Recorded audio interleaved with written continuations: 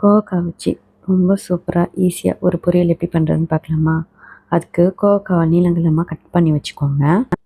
பேனில் 3 காஞ்ச மிளகா, ஒரு கைப்பிடி வேர்க்கடலை சேர்த்து கொஞ்சம் நல்லா வறுத்துட்டு, அதை இறக்குற நேரத்தில் கொஞ்சோண்டு தேங்காய் போட்டு ஆஃப் பண்ணிவிட்டு அதை ஆற வச்சு எடுத்துக்கலாம்.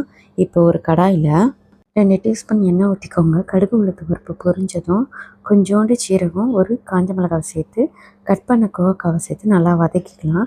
இதுக்கு தேவையான அளவு உப்பு சேர்த்துக்கோங்க. 2 சிட்டிகை மஞ்சள் தூள் சேர்த்துக்கோங்க.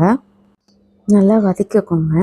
இதுக்கப்புறம் ஒரு 2 நிமிஷம் நல்லா வதக்கிட்டு ஹை ஃப்ளேமில் வதக்கிட்டு மூடி போட்டு ஸ்லோ ஃப்ளேமில் வச்சுருங்க.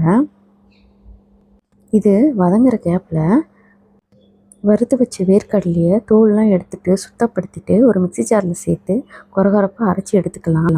கோவக்காய் முக்கால்வாசி வதங்கின பிறகு நம்ம அரைச்ச பவுட்ரை இது கூட சேர்த்து நல்லா கலந்து விட்டுக்கோங்க. ஹை ஃப்ளேமில் வச்சு ஒரு 2 நிமிஷம் நல்லா வதக்கிக்கோங்க. அதுக்கப்புறம் ஒரு மூடி போட்டு 2 நிமிஷம் வச்சிங்கன்னா சூப்பராக ரெடி ஆகிடும். சர்வ் பண்ணி பாருங்கள். ரொம்பவே ஈஸியாக இருக்கும் செய்யறதுக்கும், டேஸ்ட்டும் செம்மையாக இருக்கும். கோவக்காய் பிடிக்காதவங்க கூட இந்த மாதிரி செஞ்சு கொடுங்க. ரொம்பவே